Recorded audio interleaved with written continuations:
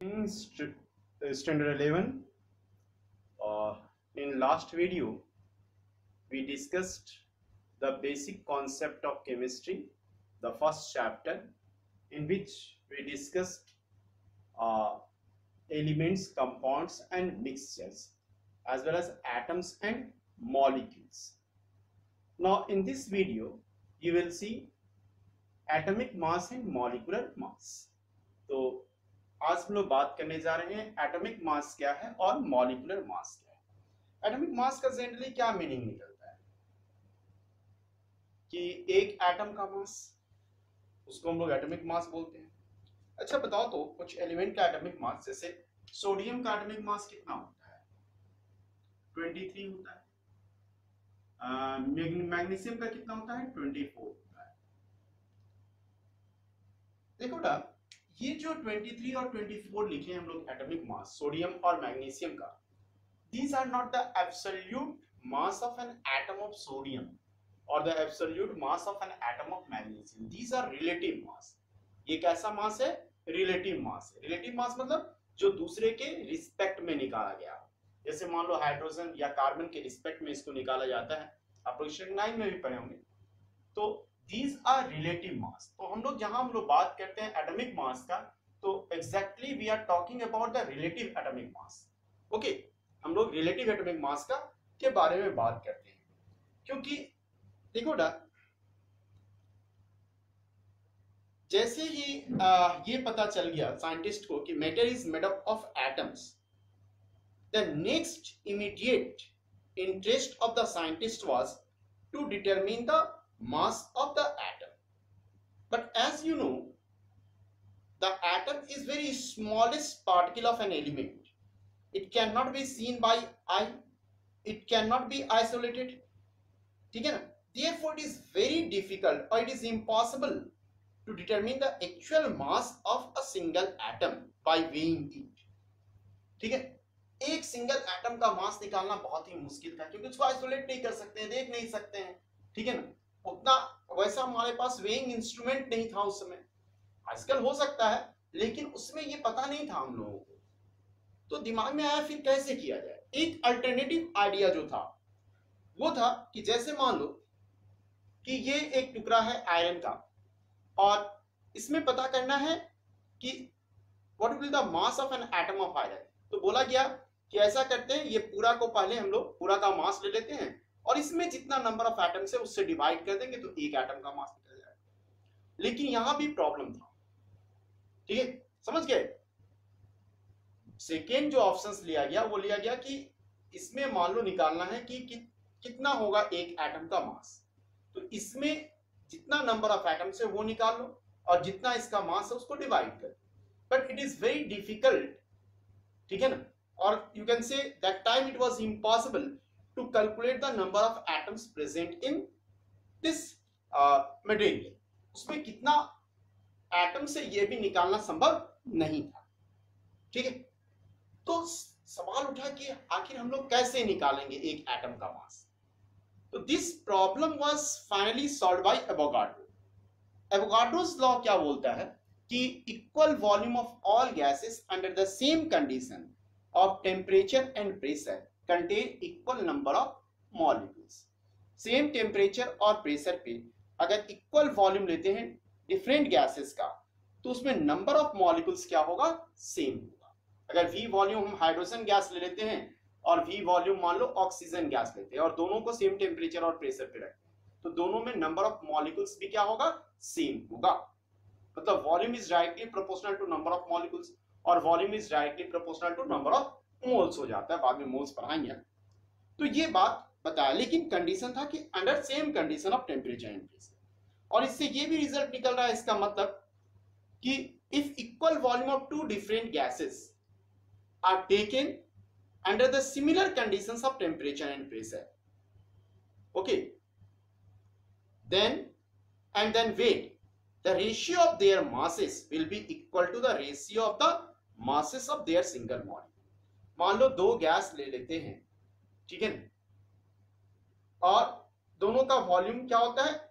आपको इक्वल है, और दोनों का मास को हम लोग मेजर कर लेते हैं, तो वो दोनों का मास का जो रेशियो आएगा वही किसका रेशियो होगा, mass of the one molecules of first gas to the mass of one molecule of second gas. जैसे मान लो हम यहाँ पे एक एग्जांपल ले लेते हैं बेटा कि हम लोग V वॉल्यूम ले लिए hydrogen gas and V volume oxygen gas, लेकिन एक चीज याद रखना, कब, at same temperature and pressure, same temperature and pressure, at same temperature and pressure we have taken equal volume of hydrogen and oxygen gas, right, and we determined their mass निकाल सकते हैं, and we have taken the ratio of their mass, and the ratio of the mass of V volume of hydrogen gas to the V volume of oxygen gas is 1/16। कितना आ रहा है, 1/16। तो बोलता है कि masses of V volume of hydrogen gas to the masses of V volume of oxygen gas will be equal to the masses of n molecule of hydrogen gas divided by mass of n molecule of oxygen gas। ये कौन बोला है, Avogadro's law, लेकिन याद रहे condition है same temperature and pressure. Avogadro law हम पढ़ाएंगे बाद में डिटेल में, ठीक है, यहाँ पे चूंकि इसका कॉन्सेप्ट लागू कर रहे हैं इसीलिए थोड़ा सा बता रहे हैं। तो ये चीज याद रखना होगा कि हाइड्रोजन और ऑक्सीजन गैस का जो मास का रेशियो होगा सेम वॉल्यूम का, वही उसके नंबर ऑफ मॉलिक्यूल्स का भी रेशियो होगा, मास ऑफ द मॉलिक्यूल्स का भी रेशियो।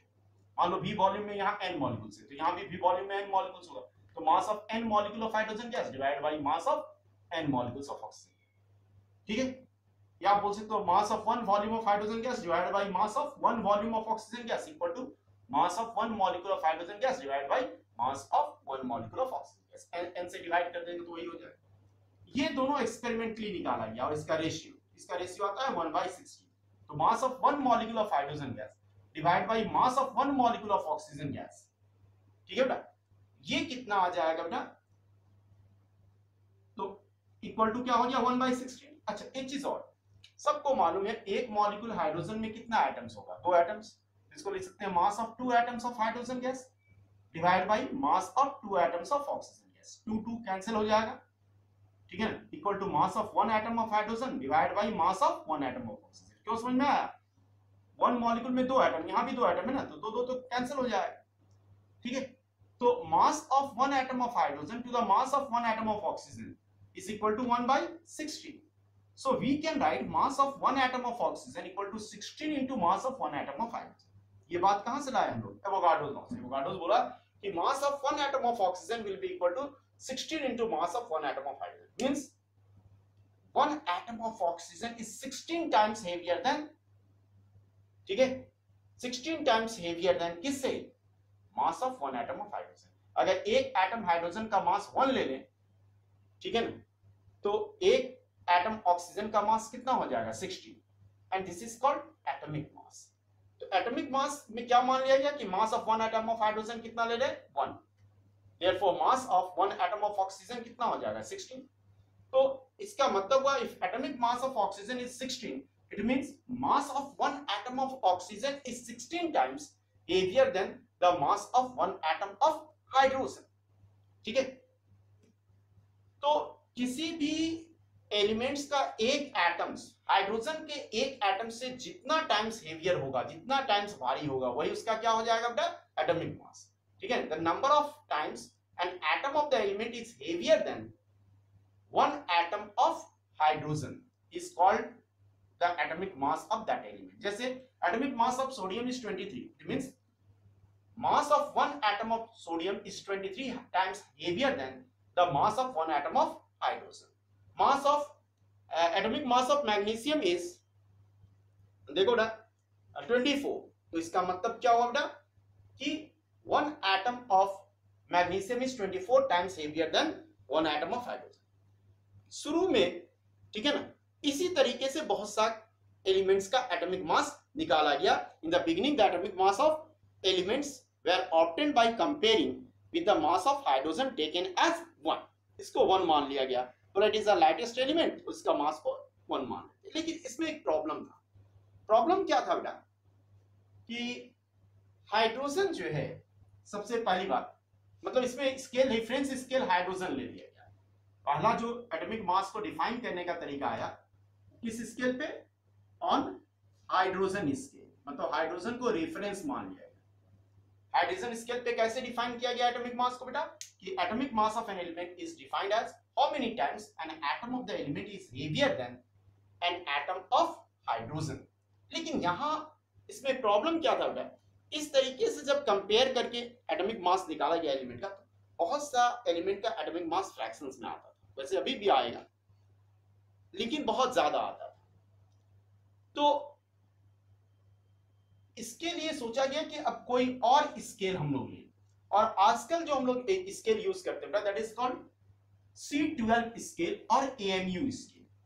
ठीक है, कार्बन को स्केल मान करके, मतलब अभी जो स्केल चल रहा है C12 स्केल, इसको हम लोग AMU स्केल भी बोलते हैं, और AMU स्केल इसका मीनिंग बताएंगे। AMU क्या है, एटॉमिक मास यूनिट, और C12 स्केल क्या है।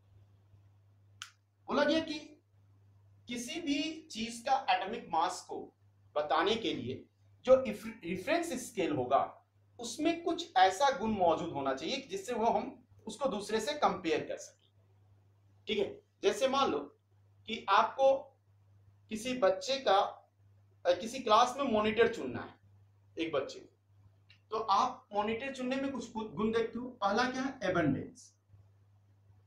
एबंडेंस एबंडेंस मतलब वहां पे हो गया अटेंडेंस, बच्चा का अटेंडेंस। जिस बच्चा का अटेंडेंस सबसे अच्छा होगा, ज्यादा आता होगा, उसी को मॉनिटर चुनना चाहोगे।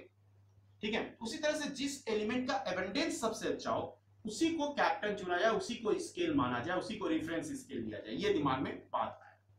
ठीक है, हाइड्रोजन स्केल को रिजेक्ट किया गया तब जाकर कि किसी और को चुनने की बात है। दूसरा, वो एलिमेंट्स जो है वो ज्यादा ना तो रिएक्टिव हो, नॉट मोस्ट रिएक्टिव, बहुत ज्यादा रिएक्टिव भी नहीं होना चाहिए। मतलब ऐसा बच्चा भी नहीं होना चाहिए, क्या मॉनिटर के लिए ऐसा बच्चा को नहीं चुनेंगे जो बहुत ज्यादा एक दूसरे से बात करता हो, बहुत ज्यादा घुल मिल जाता हो, तब क्या होगा, वो खुद ही आपको क्रिएट करने लगेगा प्रॉब्लम। ठीक है, तो ऐसा भी नहीं होना चाहिए। तीसरा, not least reactive, not least reactive. ठीक है, मतलब ऐसा भी नहीं होना चाहिए कि चुपचाप से बैठा हुआ है। अगर वो खुद चुपचाप से बैठा हुआ, किसी से नहीं बात करता है, ज्यादा अपने आप में रिजर्व रहता है, वैसे बच्चे को भी आप मॉनिटर नहीं चुनते। तो उसी तरह से जो रेफरेंस स्केल चुनना है उसमें कुछ ऐसा एलिमेंट को चुनना है जो कि बिल्कुल ऐसा नहीं हो कि बिल्कुल लिस्ट रिएक्टिव, ना मोस्ट रिएक्टिव हो ना ही लिस्ट रिएक्टिव। चौथा गुण क्या देखोगे बेटा मॉनिटर चुनते वक्त, कि एक ऐसा बच्चा को मॉनिटर चुना जाए जिसका कोई सिबलिंग, मतलब कोई रिलेटिव्स, कजन्स, भाई वगैरह उसी क्लास में नहीं तो फिर क्या होगा, पार्शियलिटी करने लगेगा। तो यहां पे भी देखना है कि having not more number of isotopes. Isotopes क्या हो गया उसका, कजन्स वगैरह जो रिलेटिव हो, नहीं तो वो फिर पार्शियलिटी करने लगेगा। तो किसी बच्चे को मॉनिटर चुनने के लिए चार बात आप देखते हो कि उसका अटेंडेंस अच्छा होना चाहिए, ज्यादा वो एक्टिव, हाइपर एक्टिव नहीं होना चाहिए, ठीक है ना, बहुत कम लिस्ट एक्टिव भी नहीं होना चाहिए कि बिल्कुल कुछ काम में इंटरेस्ट ही नहीं हो उसका, ठीक है ना, वो क्लास को कंट्रोल करने का क्षमता भी नहीं हो, और उसका कोई ज्यादा रिलेटिव उस क्लास में मौजूद नहीं हो, नहीं तो पार्शियलिटी करेगा। उसी तरह से साइंटिस्ट सोचा कि हाइड्रोजन को जब रिजेक्ट किया गया बेटा, तो सोचा गया कि एक ऐसा रेफरेंस स्केल लेंगे, एक ऐसा एलिमेंट को रेफरेंस में लेंगे जिसमें क्या हो, एबंडेंस हो। एबंडेंस मतलब एक सेटिस्फैक्टरी अमाउंट में पाया जाता हो नेचर में। दूसरा, ना ही ज्यादा रिएक्टिव हो, ना ही बहुत कम रिएक्टिव हो, और ना ही उसका ज्यादा नंबर ऑफ आइसोटोप्स हो। और उसमें किसको सेलेक्ट किया गया बेटा कैप्टन के रूप में, कार्बन। कार्बन कैप्टन हो गया, मतलब कार्बन रेफरेंस एलिमेंट हो गया, रेफरेंस स्केल कार्बन। और कार्बन में भी कार्बन का कौन सा आइसोटोप्स, कार्बन का 3 आइसोटोप्स होता है, आइसोटोप्स जानते होंगे, C12, C13, C14। उसमें किसको लिया गया, C12 को लिया गया, C12 को कैप्टन लिया गया, जिसका कि एटॉमिक नंबर 6 है और मास नंबर कितना बेटा 12। ठीक है, और उसके बेसिस पे दूसरा का मास निकाला गया। अब जरा सा हम लोग इस पे आने से पहले एक चीज बता दें, यानी इसके रिस्पेक्ट में दूसरा का मास निकाला गया। अब उससे पहले एक AMU आता है। AMU क्या है बेटा, एमयू बोलता है कि एटॉमिक मास यूनिट, ठीक है। एटॉमिक मास को एक्सप्रेस करने का एक तरीका है, it is a method to express the mass of an atom, ठीक है। जैसे अगर हम लोग बोलते हैं कि atomic mass of carbon equal to 12, मतलब mass of one atom of carbon equal to क्या हो जाएगा बेटा 12 AMU, और अब आजकल कुछ सिर्फ यू भी लिखते हैं, यूनिफाइड मास, ठीक है। हम लोग आ रहे हैं बात, अगर कोई बोलता है एटॉमिक मास कार्बन का कितना है बेटा 12, तो इसका मतलब the mass of one atom of carbon equal to 12 AMU। Is it clear? आ रहे हैं, समझा रहे हैं इस चीज को, एमयू क्या है, मेरा बात समझ में आ रहा है? अब तो 1 AMU इक्वल टू अगर हम बोले कि क्या होगा, तो बोलोगे 1/12 into mass of one atom of carbon, one atom of carbon. और इस स्केल में कैसे डिफाइन करेंगे एटॉमिक मास को, उसके बारे में भी बात करेंगे। 1 AMU इक्वल टू हो गया 1/12 into mass of one atom of carbon. एक चीज और बता दें, एक्सपेरिमेंटली क्या पाया गया बेटा कि अगर हम 12 ग्राम इस एलिमेंट का आइसोटोप्स लेते हैं, कार्बन 12 का, इसको हम सिर्फ कार्बन बोल रहे हैं क्योंकि मोस्ट स्टेबल आइसोटोप्स यही है कार्बन का, 13 और 14 जो है they are less stable, radioactive होता है 14, ठीक है। तो एक्सपेरिमेंटली क्या देखे बेटा, experimentally it is observed that mass of 6.02 into 10 to the power 23 atoms of carbon equal to कितना होता है 12 ग्राम। कार्बन में कौन सा कार्बन, C12 आइसोटोप्स जो है उसका, तो mass of one atom of carbon equal to क्या हो जाएगा बेटा 12 divided by 6.02 into 10 to the power 23। शायद समझ में आ गया होगा, ठीक है, कोई दिक्कत? तो अब इस एएमयू को ग्राम में कैसे एक्सप्रेस करते हैं ये भी जान लो थोड़ा सा बात। तो हम लोग यहां से लिखते हैं 1 AMU equal to 1 AMU equal to 1 AMU equal to 1/12 into क्या लिखते हो mass of one atom of carbon, कितना हो गया बेटा 12 by Avogadro number 6.02 into 10 to the power 20। इसको सॉल्व करोगे तो 1.66 into 10 to the power -24 gram के, ठीक है। अब हम लोग बात कर रहे हैं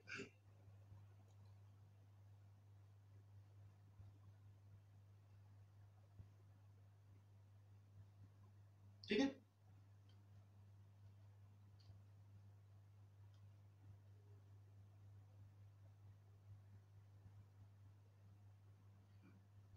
क्लियर है चीज? तो हम बात कर रहे थे बेटा कि एटॉमिक मास को C12 स्केल में अब कैसे डिफाइन किया जाए, ठीक है। कैसे हम लोग एटॉमिक मास को C12 स्केल में लिखेंगे, जरा सा ध्यान देना। क्या समझा इसको?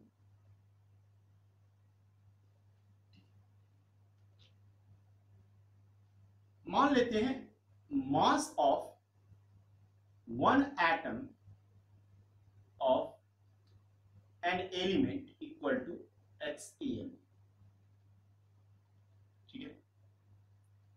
तो mass of one atom of element equal to XAM, इसको क्या लिख सकते हैं X into 1 AMU, X into यहां मान लिया हम लोग कि एटॉमिक मास जो है atomic mass of element equal to X, इसका मतलब mass of one atom of element equal to क्या हो जाएगा बेटा XAM, ठीक है।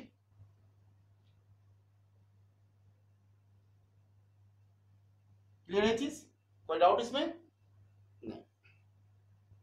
X इंटू 1 AMU के बदले में क्या लिख सकते हो 1/12 into mass of one atom of क्या, कार्बन। देख सकते हैं यहां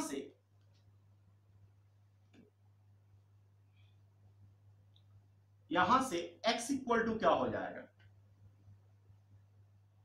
मास of one atom of element divided by 1/12 into mass of one atom of carbon. और कार्बन का कौन सा आइसोटोप्स, C12। देखो जरा सा फिर से समझने का कोशिश करना, हम क्या बोले कि हम बोलते हैं कि ये C12 स्केल या AMU स्केल क्या बोलता है कि if atomic mass of an element is x, इसका मतलब mass of one atom of the element equal to x AMU। x into 1 AMU लिख सकते हैं, 1 AMU के बदले में ये लिख सकते हैं ना, x इक्वल टू क्या हो गया, मास of one atom of element divide by mass of one atom of carbon. इसको हम लोग बोल रहे हैं बेटा, this is called relative atomic mass of element, या सिर्फ एटॉमिक मास भी बोल सकते हो, रिलेटिव एटॉमिक मास या एटॉमिक मास ऑफ एलिमेंट। तो how will you define the atomic mass. Atomic mass कैसे डिफाइन होता है कि किसी भी एलिमेंट का एक एटम्स, ठीक है ना, इससे जितना टाइम्स हेवियर होगा, किससे, ये part 1/12 into mass of one atom of carbon से जितना टाइम्स हेवियर है वही उसका क्या हो जाएगा, एटॉमिक मास या रिलेटिव एटॉमिक मास। तो एटॉमिक मास इक्वल टू क्या हो गया, मास of one atom of element divide by 1/12 into mass of one atom of carbon. जरा सा कॉन्सेप्ट को समझने का कोशिश करो।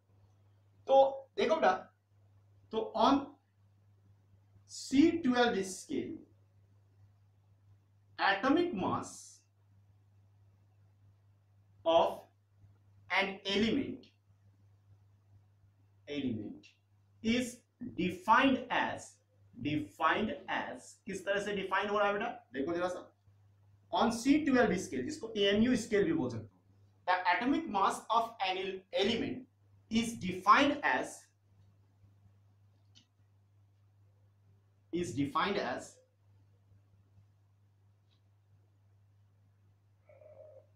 देखो, atomic mass of an element is defined as, ठीक है, on C12 scale या AMU scale atomic mass of an element is defined as, कैसे डिफाइन करेंगे, how many times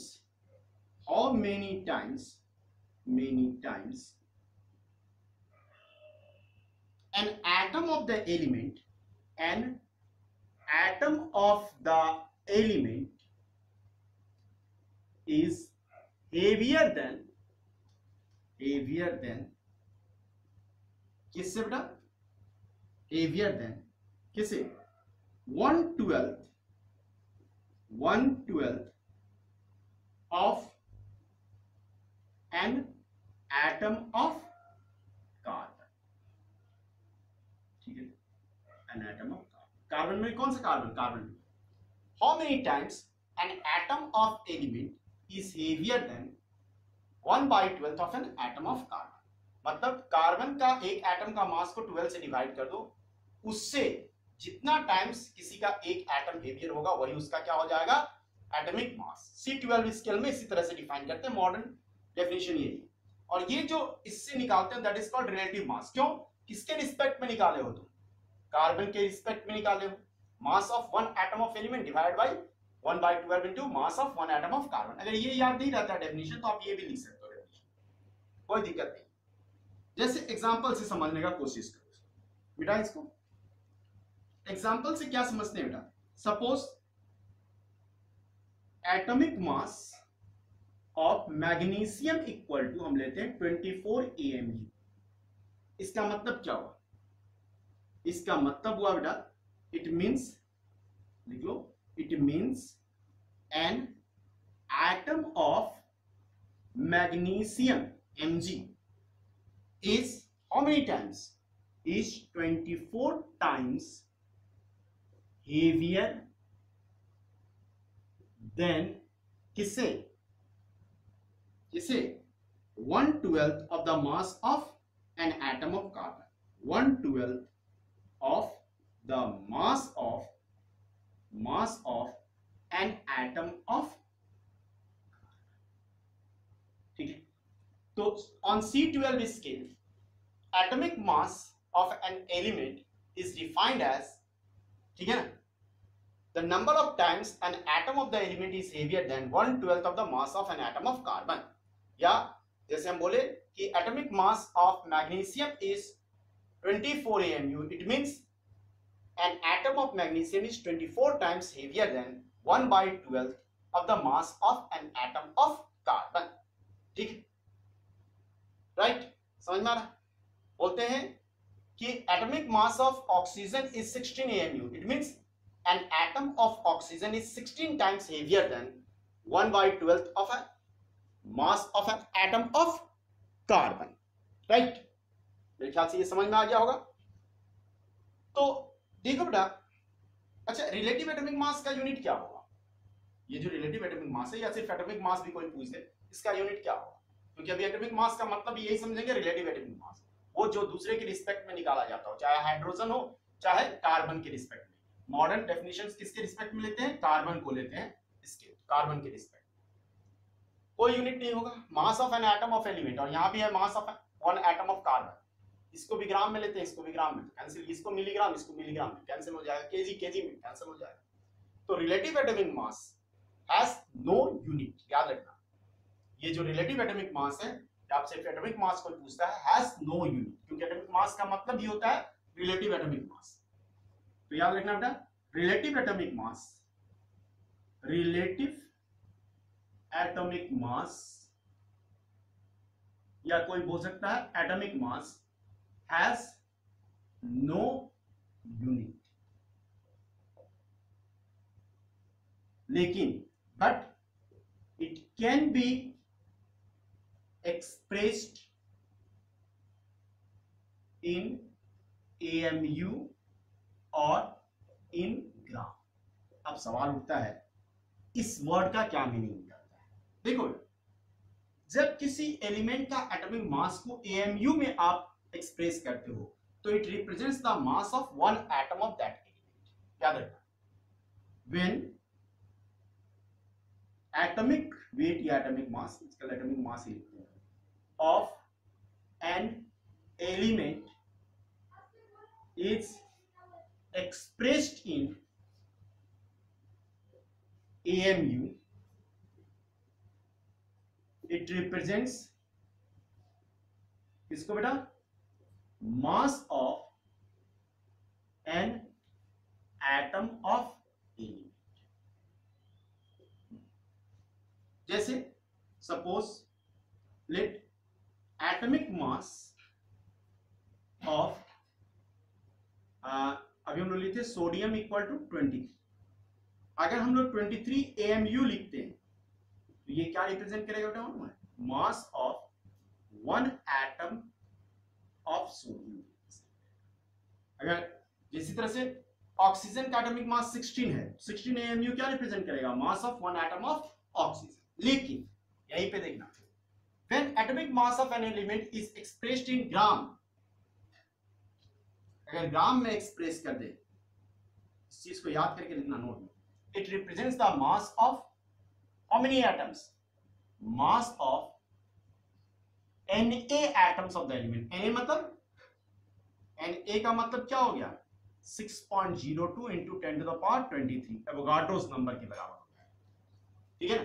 So when atomic mass of element is expressed in gram, it represents the mass of 6.02 into 10 to the power 23 atoms of element। जैसे अभी हम बताया ना, atomic mass of sodium is 23।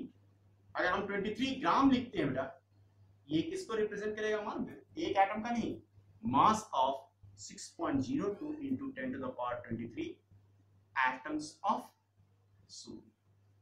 देखो ये बहुत बड़ा चीज है, बहुत बड़ा कॉन्सेप्ट है। 6.02 into 10 to the power 23 atoms लेते हैं अगर सोडियम का, उसका मास होगा 23 ग्राम। लेकिन अगर हम 23 AMU लिखते हैं तो वो सिर्फ एक एटम के मास के बराबर होगा। याद रहेगा ये चीज, ठीक है? नेक्स्ट क्लास में हम लोग बात करेंगे बेटा एवरेज एटॉमिक मास क्या है, उसका कॉन्सेप्ट क्या है, average atomic mass, atomic mass. और ज्यादातर एलिमेंट का एटॉमिक मास फ्रैक्शंस में क्यों आता है उसके बारे में भी हम लोग बात करेंगे, ठीक है। एवरेज एटॉमिक मास का कॉन्सेप्ट क्या है, व्हाट इज द कॉन्सेप्ट। और रिलेटिव एटॉमिक मास, एटॉमिक मास अब आप समझ गए एटॉमिक मास एग्जैक्टली क्या है, रिलेटिव एटॉमिक मास ये, और किसके रिस्पेक्ट में निकाला गया है, कार्बन के रिस्पेक्ट में निकाला गया है। जैसे किसी के रिस्पेक्ट में कोई चीज निकाला जाता है, हम लोगों का जो अर्थ पे स्पीड होता है वो किसके रिस्पेक्ट में निकाला जाता है, अर्थ के रिस्पेक्ट में। अर्थ का स्पीड को 0 मान लिया गया है, ये हमारा एग्जैक्ट स्पीड नहीं होता है अर्थ पे। अगर कोई ट्रेन दौड़ रही है 100 किलोमीटर पर आवर से अर्थ के ऊपर में, that is not the actual speed of the train, that is the relative speed of train. किसके रिस्पेक्ट में, अर्थ के रिस्पेक्ट में। उसी तरह से जब एटॉमिक मास किसी का हम बोलते हैं कि 23 है, that is not the actual mass of an atom of that element, that is the relative atomic mass, ठीक है। तो वो रिलेटिव मास है। यहाँ पे हम लोग हाइड्रोजन स्केल डिस्कस किए, हाइड्रोजन स्केल को छोड़ दिया गया। अब आजकल कौन स्केल को हम लोग फॉलो करते हैं, that is known as carbon scale. मेरे ख्याल से ये चीज क्लियर हो गया होगा। नेक्स्ट वीडियो में हम लोग बात करेंगे average atomic mass. Thank you.